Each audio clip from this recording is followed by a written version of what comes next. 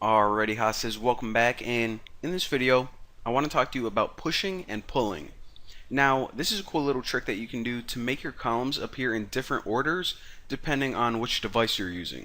So for example, on a desktop, your columns are going to appear in completely different order than if you're looking at it on a phone, and I'll show you guys why it's handy and why you would ever want to do this. So I already have a row, and we'll just make a single row with like 3 columns in it for this little example. So I'm gonna make 3 different columns. So class, I'll just say col MD5, and let's give them each a different background too.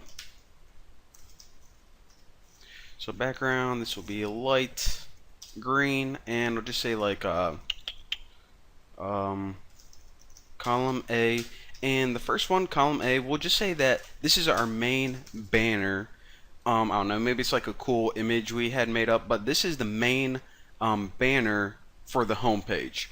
Now we also want to have 2 other columns, so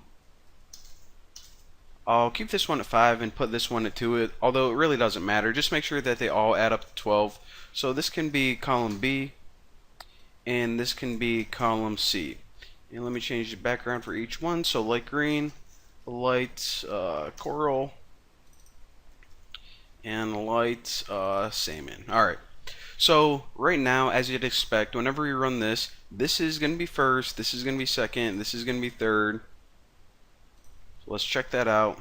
Alright, so A, B, and C, and now whenever we shrink it, A, B, and C. But here's the thing, our boss came in and he's like, Bucky, this is the main banner, so don't you want to put this in the middle for desktop sites? I'm like, yeah, that would actually be a good idea. But the thing is, if I were to stick this in the middle, then anyone looking at on a phone would, have a little column above it, and it would appear right here. So somehow we need to figure out how to get this banner to appear in the middle whenever you're looking at it on a desktop, and also on the top whenever you're looking at it on a phone. Pretty tricky, eh? Well, that's where pushing and pulling comes in. So whenever you push and pull, you can add another push and pull class.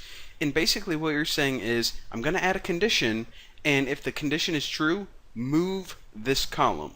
And it's really easy, so col MD push 5. Now, whenever you see the keyword push, it means move the columns to the right.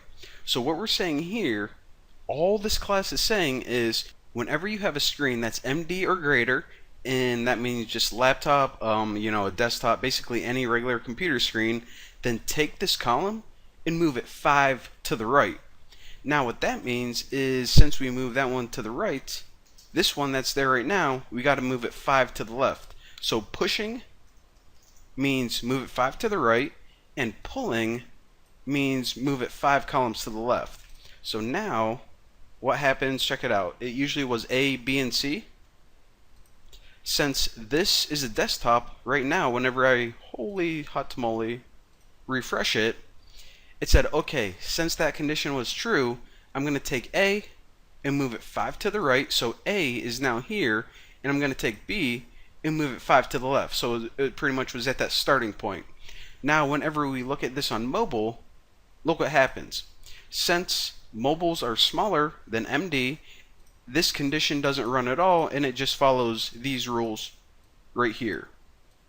So it's like these ones don't even exist until you get to MD or greater, in other words, large screen devices. So just remember, whenever you want to add conditional rules, that's what you do. Pushing means move it to the right, and pulling means move it to the left. And if you remember that, you'll be fine. So thanks for watching. See you next time.